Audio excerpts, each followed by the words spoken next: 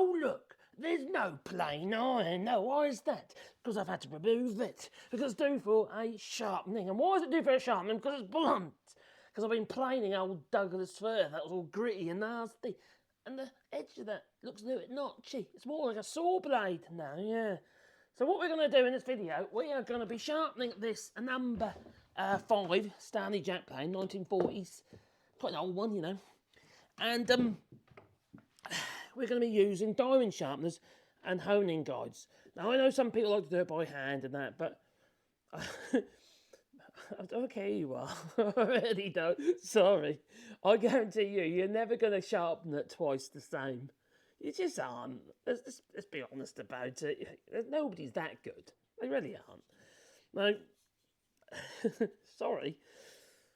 The thing about using honing guides is that every time you sharpen your plane iron or chisel or whatever you're going to sharpen, it'll be exactly the same. You're sharpening at the same angle every single time. There's no deviation from what you did last week and the week before that and the week before that. Every time it'll be the same. So if you remove material, you're going to be removing the right amount of material. What happens is when you keep we've got a habit, you see, of taking the lazy route. And the lazy route basically means you end up going closer and closer and closer, or you keep lifting higher and higher and higher, so you literally just sharpen the edge. Eventually, you'll have a 90-degree edge if you keep doing that. Or you'll have to be around on it, or won't be straight. Whereas if you use a honing guide, it just makes sense and it's logical. Anyway, in this video, we're going to be sharpening our plane iron sitting down, not standing up. Normally, you'd stand up, and especially if you're doing it without a honing guide. Now, I've got 2 honing guides here. The one that I've made, but also the typical kind of, these are cheap. This is a little common little draper set, what have you. And I don't really use it very much. But it still works, does the job. And all you got to do is you put your plane iron in there like so. The other way, the other way up though. Okay, actually, I was looking at a Timo listing that was setting up diamond sharpeners, and then they were sharpened chisels the wrong way up. Whoever took those pictures didn't have a clue what they were doing. But anyway, now I've seen people set these up by using a ruler, so they always get the same distance here, or just, oh yeah, that looks about right. Yeah, but you'll do that. Just do that. All right, just get a little bit of plywood, a little bit of wood, and a little bit. Stick it together at the right distance away, like that. Tighten it up, and then every single time you'll be in exactly the same place. You know, so the angle's going to be the same when you start sharpening your plane iron. It just makes perfect sense to me. It seems like logical. Now I know you can sharpen by hand and all that, but you know, oh crikey, I'm not going to go there again. The other honing guide that I actually think is better because it allows you to do the figure of 8, allows you to move in any direction if you want. And there's this. It's a block of wood. That's all it is a block of wood with the angle of the actual plane iron bevel set on it. So this one's for 27 degrees. So all I've got to do with these magnets, hold it in place. I just plonk it on there. I just make sure it's flush on the bottom, so it only, just makes contact. Whatever I want to make contact with, whether it be my linear to do the primary bevel, which I don't really have a primary bevel because I don't tend to do that. I tend to just sharpen the whole lot in one hit. It just speeds things up, you see. It's one less process. And also it works. And the other thing is you never ever have to regrind your primary bevel. You always, unless you take the notch out of it, because you always got everything's going to be at the same angle. So the only reason why you have a primary bevel and the micro bevel is to make it easier for sharpening. But if you make it easy in the first place by taking a little bit off the whole lot every single time, you're going to get an excellent sharp edge without all the need of micro bevels and stuff like that. So I'm going to be using diamond sharpeners because they're cheap and I think most people can afford them. And all you really need is a coarse and a fine, especially if you're doing it this way. If you have like 300 to 600 grit for your coarse and 1,000 and above, ideally way above, I've got this is a 2,500 look there. I also got a 3,000 hair diamond sharpener. These are cheap ones. These two actually come from Temu. This one, bigger one here, isn't so good. The electroplating of the diamond on there, it scratches. It's not brilliant. The honeycomb ones, even though they're a little bit naff, but they're honeycomb, they are actually, they seem more durable. And these one Timo. This one here I got off Amazon or eBay ages ago, and the same with these ones. These are just cheap.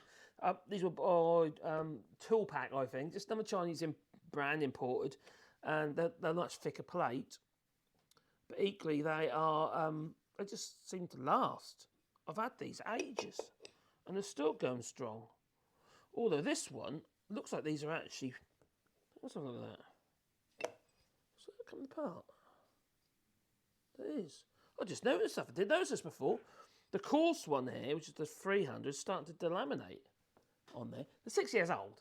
15 quid, you know, for 3 of them. Can't really complain. But it looks like it's delaminating. Obviously, these must be plated, 2 pieces of steel plated together, so they're not that actually. Which means it probably won't be as flat as I'd hope. But anyway, put it to one side. I'm going to be using this honing guide on the diamond sharpener, starting with the coarse one, working down to the fine one. And if you are going to be buying them, just get yourself 3 to 600 grit for your coarse, and then 1,000 or above for your fine. I would go for that. If you can get a 3,000 like that one, that for that last bit, I bet you'll be better off. Yeah, you'll get a sharper edge. It really depends on your steel as well. Now, these, I don't know what steel this is on this plane iron. All I know is blinking hard, and it does sharpen up really well. But it's not as durable as the Victor hand forged plane irons in my Stanley Bailey number 7. So anyway, should we get to it? Enough of this waffle. All right, now when I use my diamond sharpeners, you can use water, but I'm not that keen to put water in my tools. I just don't ring true to me. Makes things rust down that water. So I tend to use a bit of oil. There's a very, very thin oil, which I think this was actually Axle oil mixed with white spirit. You can just use white spirit if you want. it's just looking for a lubricant. It's nothing fancy. You got all these fancy sharpening oils and stuff like that. They're just trying to sell you shit. That's all they're trying to do. Anyway, it looks like the camera's starting to go droopy, so let's bring it up a bit. Tighten that up. You're on a flexible arm. You are, yeah. One of them things. Now, so I don't come off the edge, I'm going to remove these other 2. Yeah, because I've got 3 on there, and I'll just do it singly like so. And I'm using this honing guide because I just like using it. And on this, you go backwards and forwards. But the beauty about this this honing guide is you can go like that as well if you want. You can do the figure of 8, you go sideways, you can go any direction you like. And the plane iron's always going to be in exactly the same place. Now, I'm doing the primary bevel and the micro bevel in one, so I haven't really got a micro bevel. No. You could put... Pay attention, Marcus. You could put one on if you wanted to, right? That's up to you. Now, if you can't get hold of these diamond sharpeners, or you can't afford to buy any, keep an eye open for some oil stones. Now, oil stones, like we've got over here, there's a water stone, that one, like these ones here, you can pick these up in car boots for nothing, because a lot of people don't use them anymore. So I think it's madness, because they do a really good job. They are my preferred choice. I'm just using these because I think to myself, people who haven't necessarily got. And you can get away with 2 or 2. You can get away with 2 to make life easier for yourself. Just 2, coarse and a fine, and it'll be pretty sharp enough what you want in most cases. If you are, trying to get one of these super sharp edges, like crazy sharp edges, it will be a weak edge. You know, when it comes down to actually using it, you'll just take that edge off in no time at all. You want a strong edge, and that will depend on your plane iron. Not all plane irons can have a very, very fine edge. They just can't. They're not built that way. This one's actually quite good, to be fair. It's Chinese. I'm getting there. I still see them a notching though. I don't like the notching. Now, normally what I do if I get a notching, I'd take it on the linisher in this, and I'd actually grind the primary bevel. But I'm not on this one. I'm just going to keep moving backwards and forwards and talking to you. Figure of 8 in this case. You get to a point where you think, that's okay. Now, what you've got to look for is when you run your fingers over the back of the plane iron like that, is it grabbing your skin? Do you feel there's like a hook trying to grab your skin? Because that'll be the burr. Now, once you've got that burr, you know you have actually sharpened that face across here all the way along enough. Until you get that burr, you won't know. No, you won't. You need that. You need to feel that roughness. You've got to have the roughness, you know. Ooh, I like it rough. Oh, crikey. Right. So, figure of 8 like so. I'll keep going until backwards and forwards. And that's the thing about this honing guide. You don't need to be standing up and putting yourself over the top of it, because it's kind of, you can't really do it wrong. That's the thing I like about it. That's the other thing about these things, is you could accidentally change the angle. That's why this is good, you know. But just make it easy on yourself. I think people are too kind of hung up about sharpening. You know, everyone seems to want the best at everything all the while, and sometimes it's the enemy of the good. The pursuit of perfection, the enemy of the good, or something. What's that saying? So keep going, keep going, keep going.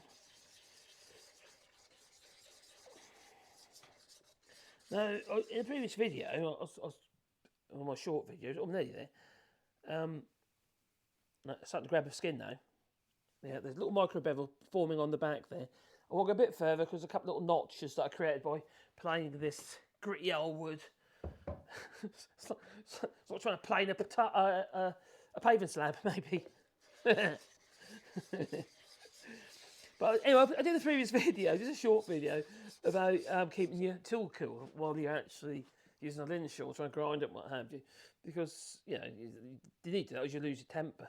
But you always get somebody who have some kind of weird comment, or a comment that's not, it's a bit off kilter, really. Because it's, when you're sharpening your tools, you obviously got to keep them cool. Or just do it on a stone and do it properly. You can do it properly or do it on the stone, or you can do it like this, they said. I think there's 30 odd flipping years. I've seen it all, you know, I've heard it all, and it's kind of like, oh, you get a bit long in the tooth, you know. And we're kind of like the pursuit of perfection, but it's we would like to get perfection. Obviously, you've got to aim somewhere, you've got to have a goal, haven't you? But it's, you sometimes need to get back to work, you know. You want a tool that's usable, and if you've got a repeatable method of sharpening, and this is repeatable, where you can guarantee that angle is going to be exactly the same place it was last time and time before, well, it just makes sense to me. It just seems the practical and sensible thing to do. It's not about snobbery and saying, oh, I do it all by hand because I'm so fantastic. Oh, I'm the best. No, we're all learning all the time, and I certainly am learning all the time. And besides, new things are put in front of us, aren't they, you know? Diamond sharpeners were never really a thing, you know, and I was doing my apprenticeship, what have you, well, it wasn't proper apprenticeship back then, but sitting gills. And it was, these options weren't available. We had the guy in the, you know, who basically, the stupid thing was, right, one of the most important things that when you're learning woodworking is to learn how to sharpen your tools, yeah? Otherwise your tools are blunt, okay? But when you go to school, or you know, further education even, you have the geezer in his little long cape, his jacket, his little grey jacket, who goes around and does all the sharpening. So all the tools are always sharp. Why the hell didn't they ever teach us the sharpening of the tools? I never got that. He had this, it was a wet wheel, but it was an oil, like a large oil stone, horizontal, and he sharpened everything on that, and it just recycled the oil back to, you know, over the top with it, you know, a bit like one of them Rexon water bath sharpeners, or not Tormex vertical, but that's what he sharpened all the tools on. He made a fantastic job, but shouldn't we learn that in school? That's what if you can't sharpen your tools, how are you supposed to do the work? You know. Seems like a bit silly to me. Okay, well, 14 minutes, so I'm nearly there actually, nearly there. So I'm doing little circular motions now, trying to use all the stone. That's the other thing I've noticed. On a lot of people showing how to sharpen tools, I look at their stones and they're always worn in the middle. Always worn in the middle. They're not using all their stone, not all their sharpener. No. That's a bit silly. You're going to put a hollow in the middle of the flipping stone, aren't you? And that was the thing about using oil stones, because you can do that quite quickly if you're not careful. So you do try and use all the oil stone. And the thing about the diamond stones, you can use them, if you've got a good one, to flatten the oil stone. Or you can, there's no way of doing it as well if you've got a bit of a hollow in the middle of yours. So if you've got a decent pavement slab, smooth surface on it, if that's something flat, okay, you can make some sand on there, a bit of water, what have you, and you literally can grind the face of your of your oil stone, and it will do it. And it works well. It does work well. Yeah, if you've got hollow in your oil stone, that is. Right, I think I'm there on the main bevel. Pretty there. It's grabbing my skin now. See what's still notching there? Or is it just the bevel I can see is notched? Not the bevel, I mean the. Ooh. Oh, it's a bit vigorous now. Oh, I'm in a hurry now. You see, can't really get it wrong, really. Apart from building up heat, you know. I don't smoke. No. I'm doing it, of course. Yeah, okay. Oh, I hope. Oh, I wish. Alright, so that's the other thing about using a hone guide like this one. You can't really get it wrong. As long as it's on there and you're moving it, it's going to sharpen it, isn't it? You know? And the problem with these things is because they've got the wheel, you can't really do a figure of eight because the wheel's influencing your direction. So, right, there we go. Right. Alright, I'm going to go down to the next one. In this case, I'm going to jump right down to the 600. Is it 600? Yeah, 600. Right, a bit of oil on there, or water, it's up to you what you want to do. It's a very thin oil. And then we'll go on to the ready fine then. Now, if you feel that it's not, that you worked up a little too far, that's good. It's on there. That's the oil causing the separation. There you go. Now we're on now. I can feel it now. Now, if you're doing this on site, what have you, I'm trying to take a lot off at the minute because it's notched. So, ideally, I should put it on. Like I say, I should put it on linisher and literally regrind it at that point. But I couldn't be bothered. I removed the camera then, you see. So I did a long way, just using diamond stones. Oh, it's getting better and better and better. Right, so that's good. I'm going to go down again to the. I'm going to right down to 3,000 grit now. All right, and soon I have to think about the burr on the back there.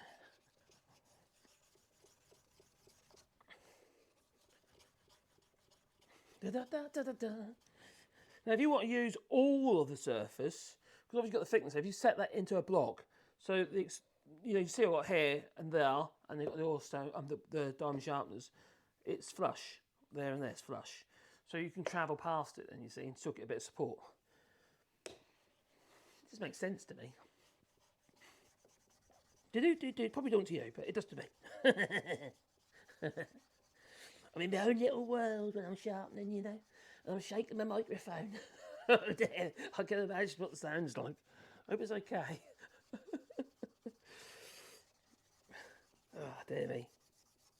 Well, I finally got my well, that's, oh crikey, that's doing the job. I finally got, this one's quite new, so it's a lot more efficient than the others. Even though it's 3,000 grit, it's taken quite a bit of material off. Can you see how dark that's getting off? Yeah, it's metal is removing now because it's a sharp diamond sharpener because it's only a few weeks old, so it's working quite well. And that was a €5 or €6 is all it was. So it's cheap as chips. You don't have to spend a fortune, especially if you're a novice. You don't have to buy all this expensive stuff. You just don't need to. You'd be better off spending the money on a decent plain iron for a start. These are pretty good. These Chinese things. It's got a maker's name on it. It's Shentu. Shentu. And then it's got a little Chinese writing on it. I don't know what it means. I just don't know. I got a clue.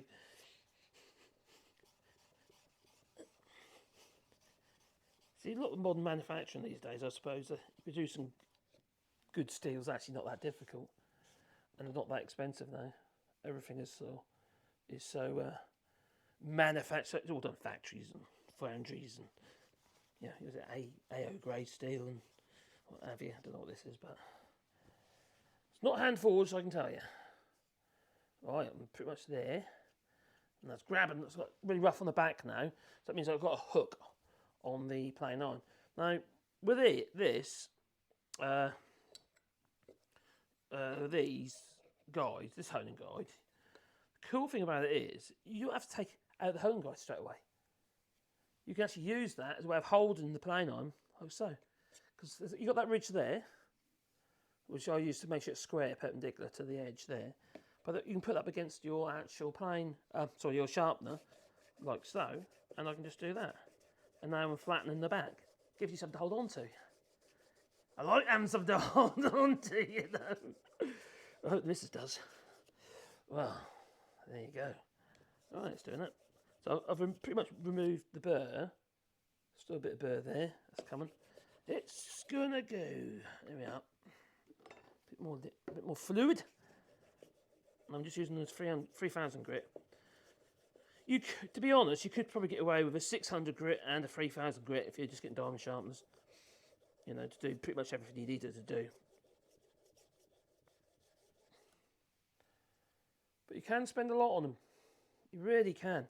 And you don't need to. I mean, some of these diamond sharpeners are 150 quid, aren't they? You know, it's just for one. That's quite a bit of money to lash out. Once I've done that, well, hopefully, we'll be able to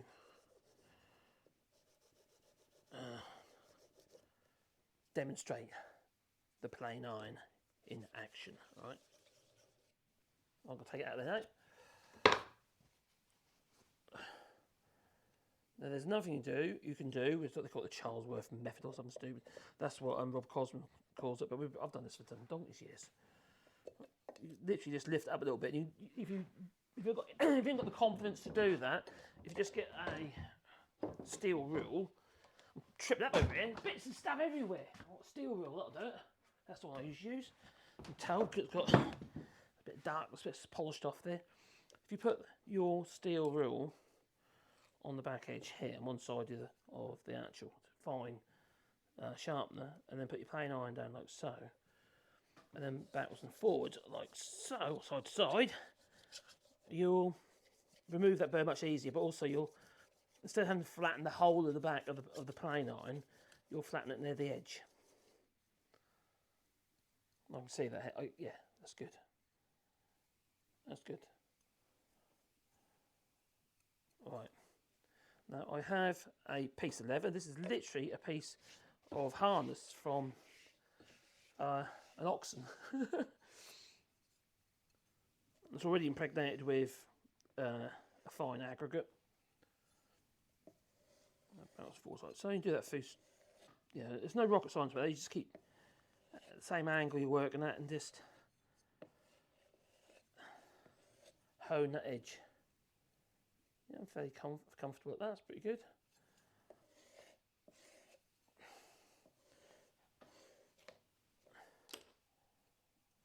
Right, will it shave? Can you see I've got no hair on the back of my hand? I wonder why that is. That's pretty much there. I probably want a bit more actually, a little bit more on that one. Feels sharp though, why isn't it shaving me very well? Believe me. Okay, a little bit more work. Now I'm going to go without the honing guide. So I'm only going to be doing a tiny little bit, like so.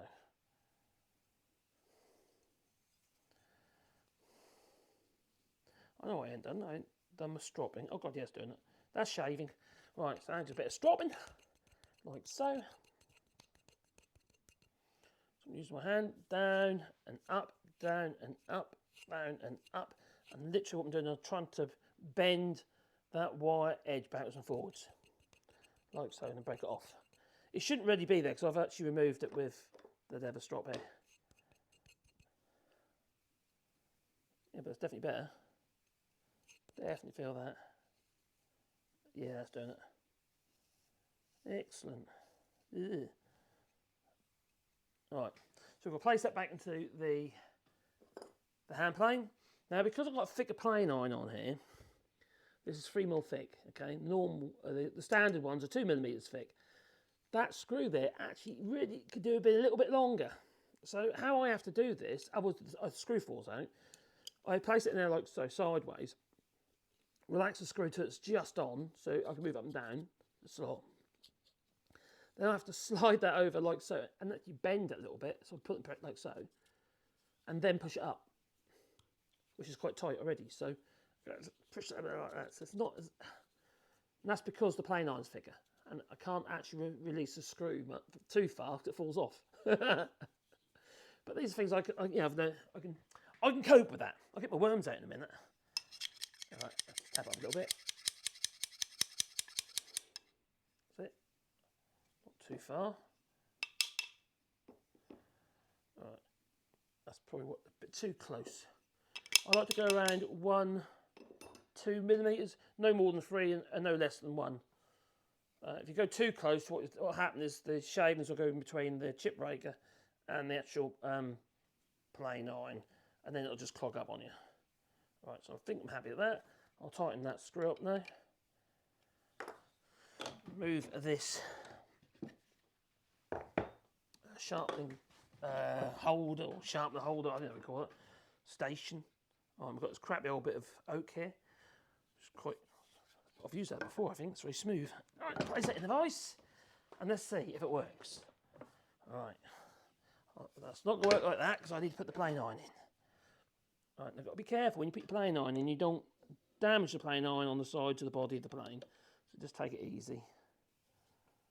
All right, relax that. That's in there. So that's in, and it's on the lateral lever there.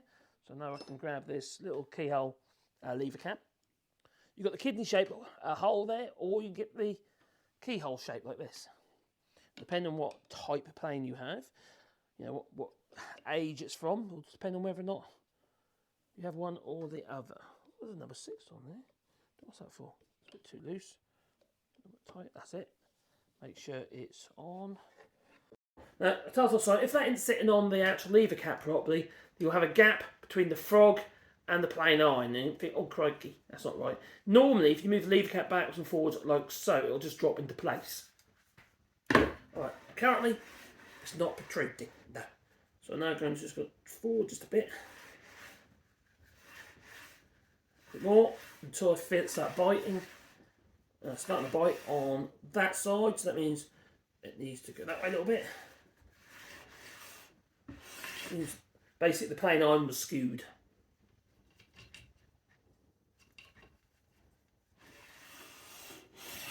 Alright, so look.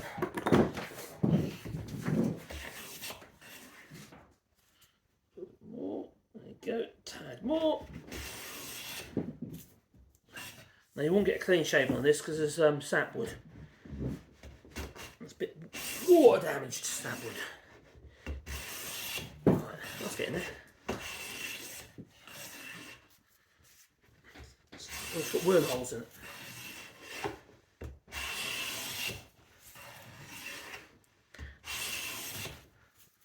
You see, because the wood is very sappy, you get a lot like lacing going on there, like origami. Cutting in strips. I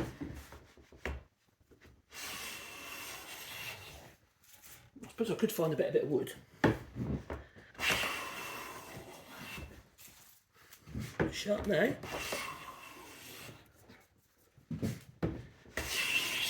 Yes. That's doing its job. I'm happy with that. That's nice and sharp. So anyway, you can sharpen your plane irons while sitting down. Oh my god, it's 28 minutes. Toodaloo. Don't forget to boot the old like button.